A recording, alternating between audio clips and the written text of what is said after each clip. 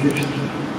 I'm very proud to present the Moroccan private sector at this 14th edition of the US-Africa Business Summit under the high patronage of His Majesty King Mohammed VI, may God glorify him. My warmest thanks to the Corporate Council on Africa for choosing Morocco and the beautiful city of Marrakesh to hold this important forum that gathers all American and African stakeholders around a stronger, win-win and renovated US-Africa economic trade partnership.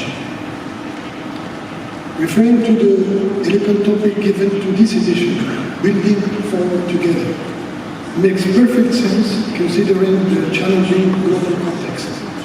Joining our forces through dialogue and cooperation is indeed essential to our representative countries' growth and prosperity.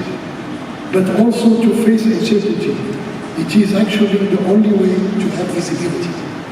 Ladies and gentlemen, it goes without saying that the COVID-19 took its toll on the world economy and the African economy was not spared.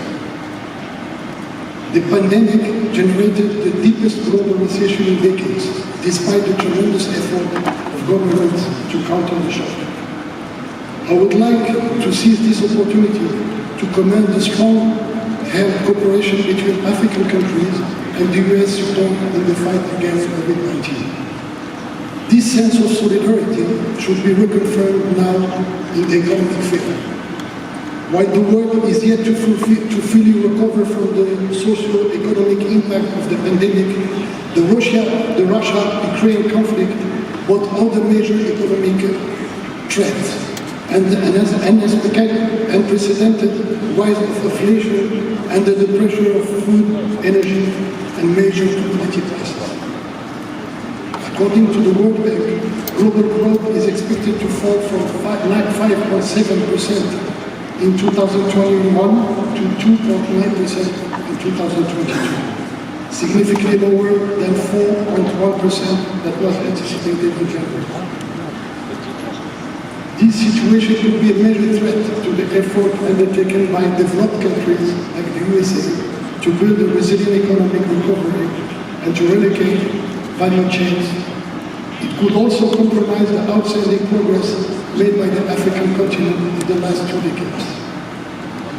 Excellencies, distinguished guests, ladies and gentlemen, the best time to provide that is now.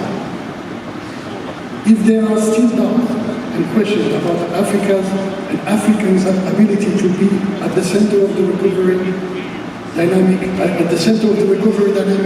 and the new industrial value chain, I will try to answer them with facts. Enabled by quick technological change and demographic transition, the continent enjoys a huge business potential that unfortunately remains underestimated.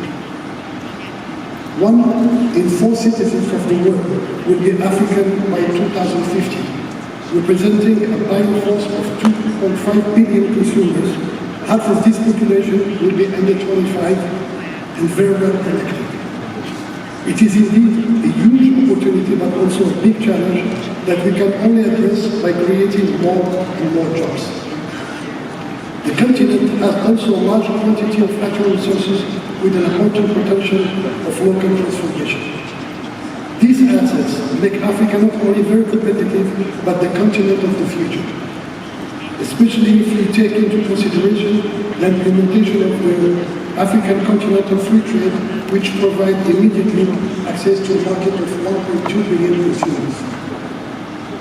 This free trade area will connect African market, knowing that trade between African countries only represents 16% of Africa's export trade. It will also accelerate the construction of new complementary industrial ecosystem linked to global value chains. Speaking about value chains, I believe that we should operate a shift in paradigm in identifying the wide complementaries between African countries as well as between the United States and Africa, and start thinking beyond the made in Africa to build together the made with Africa. This dimension needs to be largely discussed. We will make sure to address We will make sure to address it in detail this afternoon during a roundtable organized by session. Ladies and gentlemen, building forward together means looking in the same direction and sharing the same ambitions. Fair trade, free competition, more innovation for an inclusive and sustainable growth. Building forward together means also doing more business together under the leadership of His Majesty King Mohammed VI. Morocco was a pioneer in believing and investing in Africa, in multiple sectors: banking, insurance, infrastructure, real estate, energy, agriculture, with local actors and partners. Along with the public sector, private companies have indeed an essential role to play in solving Africa's biggest challenge, such as energy, food security, education, digital transformation, and health. Moroccan companies are ready to work hand in hand with American and African partners in order to accelerate this timeline. Excellencies, distinguished guests, ladies and gentlemen, as you know, energy is a crossroad of all sectors, and it is essential to building Africa's value chain. The continent has abundant renewable sources such as hydropower, wind and solar that can be turned into a very competitive and green energy to cover the continent's need, but also to be exported. It is a huge opportunity to seize. On the other hand, empowering Africa in terms of food security is essential. It mainly starts with increasing agricultural productivity, transforming the raw product locally for higher added value creation, reducing barrier to trade, boosting competitiveness of agricultural businesses, and expanding the availability of agriculture and water technologies. The presence of leading companies playing the role of aggregators is fundamental to build protection chain. OCP Africa, for instance, acted on this matter by becoming a strategic partner for Africa's farmers. Another challenge is health and social security for the African population. The rapid demographic growth of the continent requires the upgrading of health systems throughout more coverage and more resilience. The sector of education and higher education in Africa offers multiple investment opportunities as well that the whole continent will benefit from. A well-trained human capital is fundamental to competitiveness factor in the development of a sustainable industry. For instance, Morocco has succeeded in building a strong ecosystem in aeronautics and automotive thanks to important and continuous investment in training programs for technicians and engineers. And finally, Africa is more and more the place for innovation and technology thanks to its youth and its energetic entrepreneurial population. According to a report of Google and the International Finance Corporation, the African internet economy has a potential to grow to $180 billion, roughly 5.2% of the continent's GDP, by 2025. Investment can be directed to building reliable internet access throughout the continent, to supporting African businesses in their digital transformation, and to funding African entrepreneurs and startups.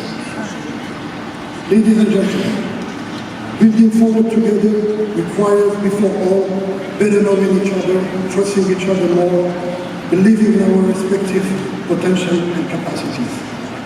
Building forward together also means a mindset shift to stop seeing Africa as a problem and start seeing it as a solution. I truly believe that this is the basis for a 21st century US-Africa economic partnership. The world is changing faster than ever before. Now it's time to plan for the future. Now it's time to act together. As our American friends say, action speaks louder than words. Thank you for your attention. قبل ما تخرجوا ما تنسوش تابوناو في قناة آشكاين وتفعلوا الجرس باش يوصلكم الجديد في الحين. إذا عجبكم المحتوى بارتاجيوه مع أصدقائكم، ولمزيد من الأخبار تيليشارجوا تطبيق آشكاين من بلاي ستور وأب ستور.